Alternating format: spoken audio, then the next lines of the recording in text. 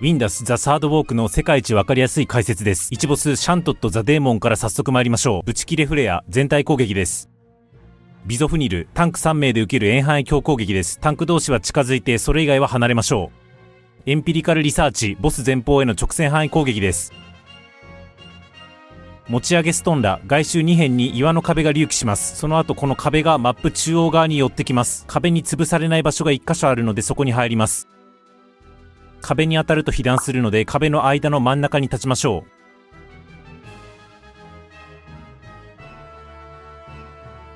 ステップ陣展開。マップに大量の魔法陣が展開されます。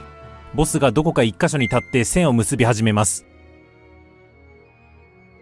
枠グリファイアボス足元のドーナツ範囲攻撃です。この後線を伝って移動し、移動先で都度同じドーナツ範囲攻撃を仕掛けてくるのでボスに追従します。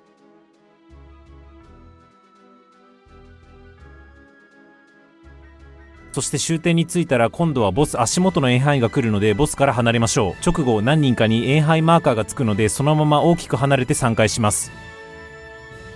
ブチキレメテオ見た目は派手ですが大したことありません。足元に出てくる遠範囲を避けるだけです。線は無視して OK です。ただし途中に距離減衰予兆が2箇所から発生します。この予兆から遠ざかることを忘れずに。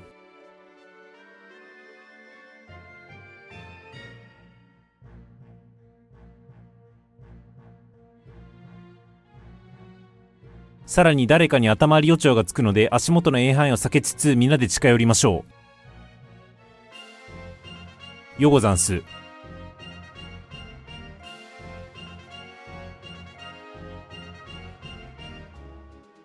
足元遠範囲に加え足元直線範囲が追加されますが、結局足元の AOE を避けるだけです。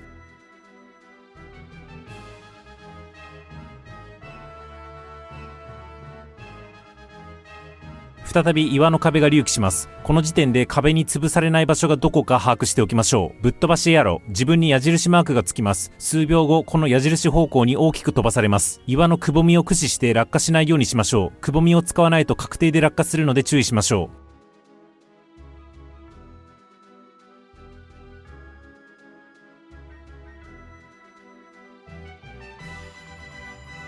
う。先ほどと攻撃は同じですが移動回数が5回に増加します。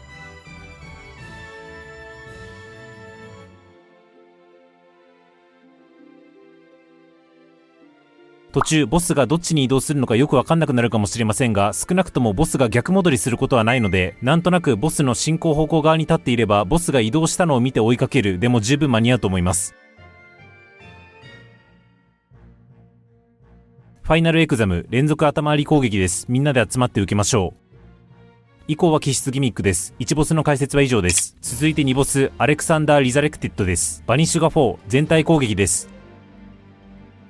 聖なる矢照準が半時計回りに回転しどこか1箇所に停止します。停止した方向に扇範囲のビームが発動し、その後半時計回りにビームが回転します。回転方向と逆方向に待機してビームを追いかける形で回転すれば OK です。途中外周から内周めがけてドーナツ範囲上の攻撃が来ますが、引き続きボス周囲を回転しつつ AOE が消えたところに飛び込む形で避ければ OK です。ちなみに逆に内周から外周に攻撃が広がる場合もありますが、AOE が消えたところに飛び込むっていう対処方法は同じです。何人かに遠範囲マーカーがつくので3回して処理します。真理の光燃料が溜まった方から順に半面範囲攻撃です。燃料溜まってない側に移動し横飛びすれば OK です。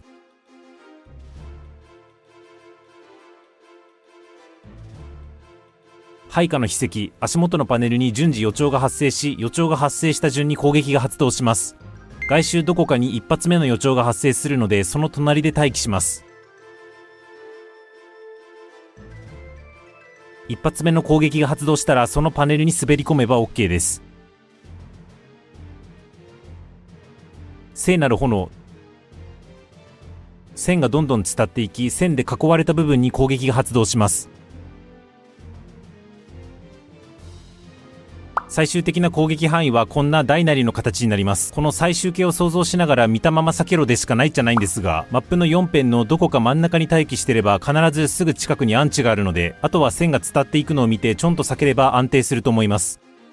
メガホーリー、連続頭あり攻撃です。人数不足になりがちでかなり痛い。軽減ヒールしっかり入れましょう。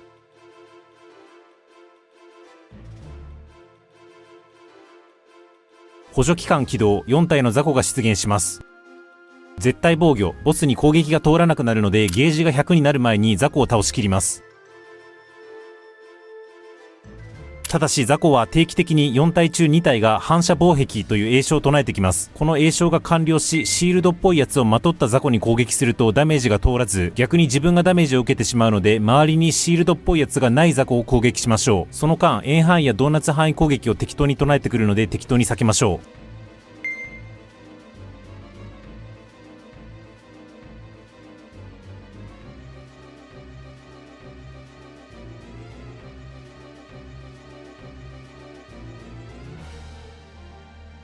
聖なる審判、全体攻撃です。いわゆる利口技です。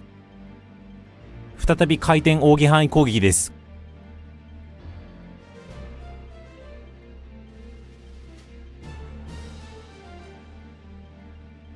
今度は格子状の攻撃と複合します。格子が重なっているところの近くで待機して、格子の AOE が消えたらそこに入る。これを繰り返しながら回ると安定すると思います。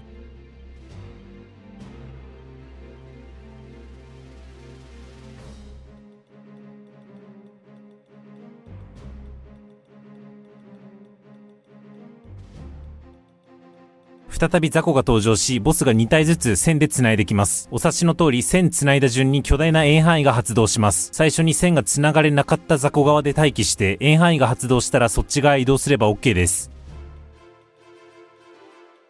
聖なる構想、足元円範囲攻撃プラス円範囲マーカープラスヘイト1時めがけた強攻撃です。強攻撃が直線範囲攻撃なので、他の人はボスとその人の直線上に立たないようにしましょう。以降は気質ギミックですが、もう一個だけ複合があるところをお見せします。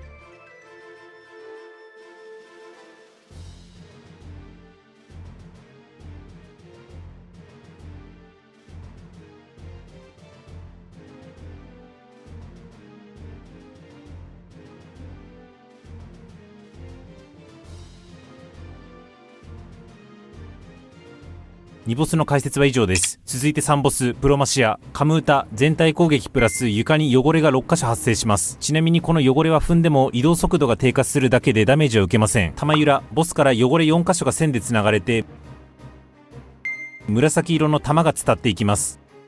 伝った先の汚れから巨大円範囲が来るので、あらかじめそこから離れておきましょ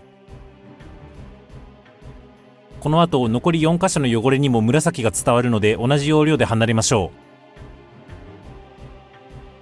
幻の輪、微妙に分かりにくいんですが、二重になっている円が徐々に重なっていきます。で、重なった瞬間、角が生えている方向に攻撃が発動します。要するに今回は円範囲攻撃になります。黄昏のマホラ、今回は角が外側向いてますね。なので円が重なった瞬間、ドーナツ範囲攻撃が発動します。ボスがシュッと移動するのでついていって、半面範囲攻撃を避けつつ、円の内側に入って回避しましょう。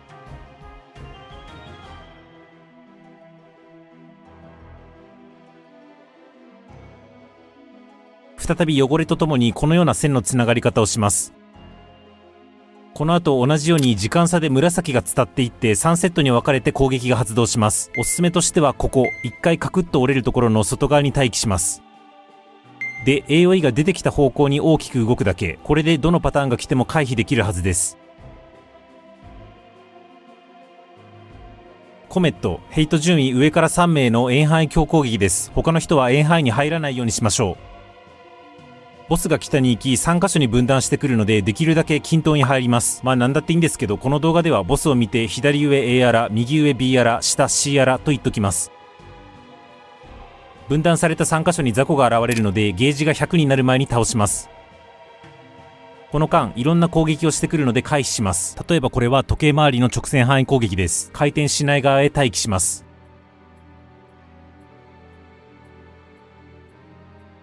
これは雑魚中央からのノックバック攻撃です。四隅のみ壁に囲われているので落下死しないようそっちに飛ばされるようにしましょう。自分の島の雑魚を倒すと他人の塔へ行けるので転移して加勢しましょう。こういう足元円範囲攻撃もあるので把握しておきましょ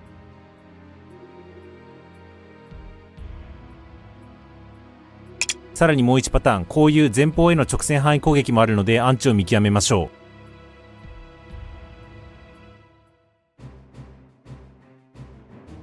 ゲージ溜まりきる前に雑魚を倒すと全体攻撃とともにちょっと強そうなフォルムになります。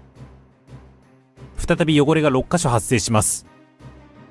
雨の雫、6箇所中3箇所に紫が発生し、もう一方側に伝った後、そこから円範囲攻撃ですが、あんま難しいこと考えずに最初に紫2箇所が寄ってる場所に立てばそこがアンチです。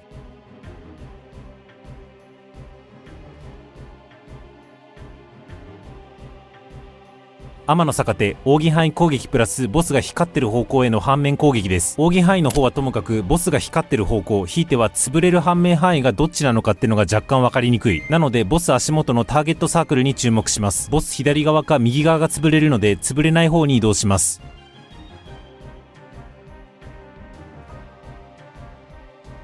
再び6箇所の汚れと3箇所の紫が発生します。ここまでは対処方法は同じです。で、ボスがドーナツ範囲予知を作ってどっか行くので、紫からの円範囲をしのいでからボス足元に駆け寄ります。で、駆け寄ったら終わりかと思いきや、もう一個だけ気にする必要があって、直線上に角が交互に生えてるので、角が生えてない方向に体を調整します。角の生え方は今回のような交互パターンに加えて、こんな感じのパターンもあるので注意。これで OK です。再び汚れが発生します。いざない3箇所への頭あり攻撃です。各塔1人でも入れば全滅は免れるので、とにかく全員どっかしらの塔に入りましょう。着弾後足元に AOE が発生し、かつ自分の移動速度が落ちるのですぐに脱出します。先ほどと同様に順次紫が伝ってくるので、ともあれ一回カクッと曲がるところの外側に待機します。で AOE が発動した方向に大きく移動します。これで OK です。もう一箇所だけ複合ギミックがあるので紹介。汚れと紫が発生するので、紫が2箇所寄ってる方向に立ちます。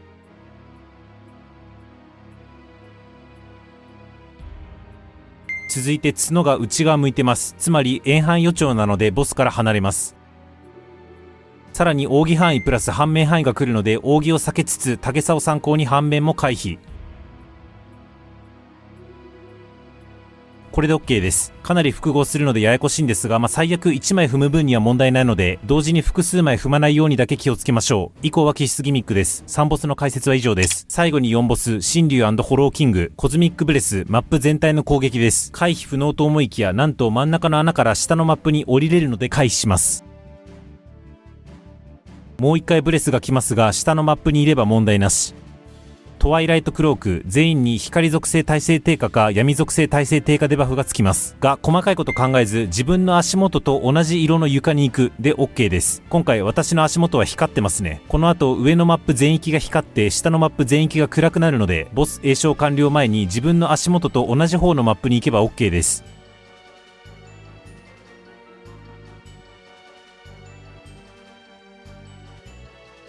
スターフレア、格子状の直線範囲攻撃です。見にくいんですが、2ボスの時と同じ要領で、交点の近くに立って AOE が消えたらそっちに入れば OK です。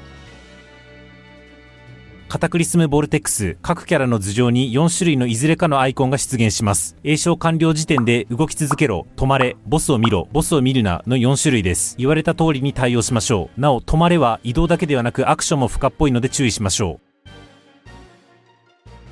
再び色合わせギミックですが、先ほどと違い色合わせ前にマップ下への全面攻撃が来るので、それをしのいでから色合わせをしましょう。コズミックブレスならマップ上への攻撃、コズミックテイルならマップ下への攻撃です。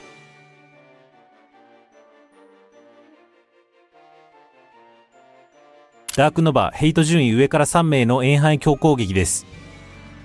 アトミックテイル、マップ下への全面攻撃です。この後演出が入って形態チェンジします。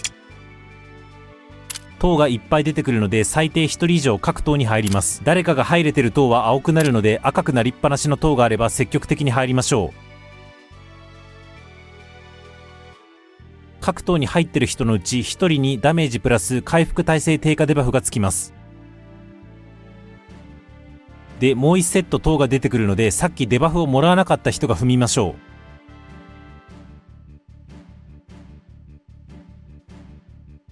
エンプティプロクラメーション全体攻撃です。レフトまたはライトソードクロス。技名はとにかくボスと逆向きの手前に移動すれば OK です。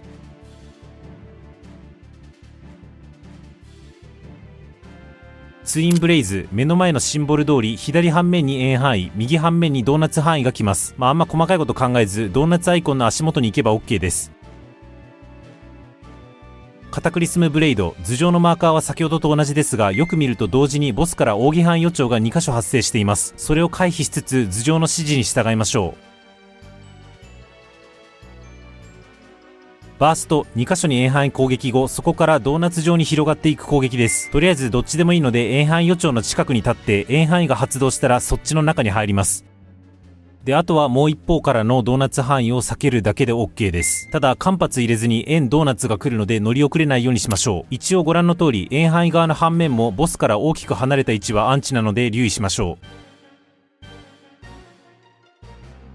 コズミックフレーム、左右から円範囲攻撃が直線上に横断してきます。とりあえず予兆の近くに立っておいて、予兆が発動したらその跡地の真ん中に入ればもう被弾することはありません。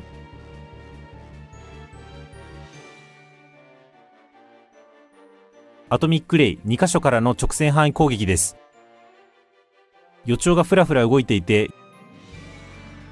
予兆上にある3カウントが消えたところで発動しますが、カウントはあんま気にせずにマップ真ん中あたりに待機しといて、予兆が減速し始めたところで回避しにかかれば避けられるはずです。スーパーノバ連続頭回り攻撃です。